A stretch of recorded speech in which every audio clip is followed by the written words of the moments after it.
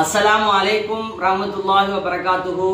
அன்பிற்குரியவர்களே, இந்த ஈகை திருநாளில் அல்லாஹ் ரப்புல் ஆலமீன் இந்த உலகத்தில் இருக்கிற எல்லா உயிரினங்களையும் ஏற்று அருள் புரிவானாக. பொதுவாக நாம் ஈதுல் ஃபித்ர் என்கின்ற இந்த பெருநாளில் அல்லாஹ்வும் அல்லாஹ்வுடைய தூதரும் வழிகாண்பித்து தந்திருக்கிற 3 செய்திகள் மிக முக்கியமானது. ஒன்று, இந்த நாளில் அல்லாஹுவை அதிகமாக புகழ்வதற்கு நாம் கடமைப்பட்டிருக்கிறோம். ஏனென்றால் அல்லாஹுவையும் அல்லாஹ்வுடைய படைப்பினங்களையும் வெறுக்கக்கூடியவர்கள் இறைவனை புகழ்வதை வெறுக்கக்கூடியவர்களாக இருக்கிறார்கள்.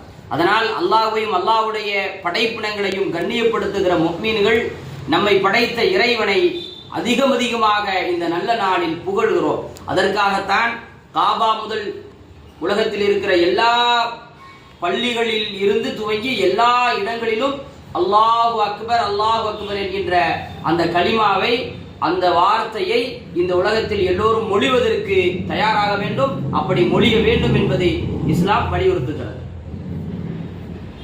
இரண்டாவது மிக முக்கியமான செய்தி, இந்த உலகத்தில் மனிதன் சம நீதிக்கு ஏங்கி இருக்கக்கூடிய ஒரு சூழல் இருக்கிறது.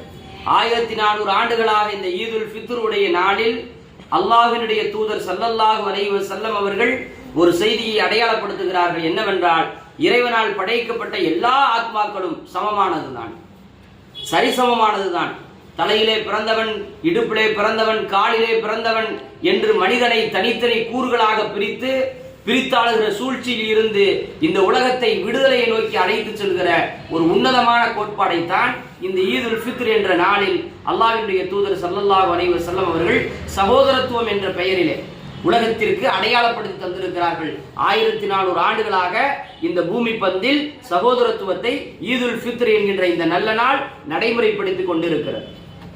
மூன்றாவது மிக முக்கியமான செய்தி, மேன்மையானவர்களே, இந்த உலகத்தில் வாழக்கூடிய எல்லா உயிர்களுக்குமான அன்பாக, அரவணைப்பாக ஒரு உயிர் இனியொரு உயிரின் மீது, ஒரு மனிதன் இனியொரு மனிதனின் மீது பாசம் காட்டுகிற தொடர்பு என்னவென்றால், அவன் பசித்திருக்கிற பொழுது அவனை பசியை ஆற்றி அரவணைக்கிற ஒரு பண்பை இந்த ஈதுல் ஃபித்ர் அடையாளப்படுத்துகிறது.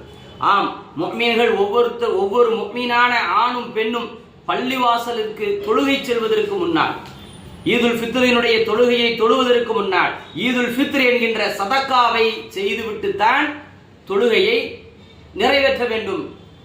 அல்லாஹ்வுடைய தூதர் சொல்லுகிறார்கள், இந்த உலகத்தில் பெருநாள் அன்று அல்லது பொதுவாக எல்லா நாளிலும் யாரும் பசித்திருக்க கூடாது. அண்டை வீட்டார் பசித்திருக்கிற பொழுது ருசிப்பவன், நம்மை சார்ந்தவன் இல்லை என்கின்ற அளவிற்கு கடினமான வார்த்தைகள் எல்லாம் பிரயோகப்படுத்தப்பட்டிருக்கிறது. ஆக நாம் ஒரு சிறிய உணவை சமைத்தாலும் அண்டை வீட்டாருக்கு கொடுத்து உண்ணுகிற ஒரு பழக்கத்தை இயல்பாகவே கொண்டிருக்க வேண்டும். குறிப்பாக இந்த பெருநாளில் 3 அம்சங்கள். ஒன்று, அல்லாஹ்வை புகழ்வது. இனியொன்று, சக மனிதனை சகோதரத்துவத்தோடு நினைப்பது.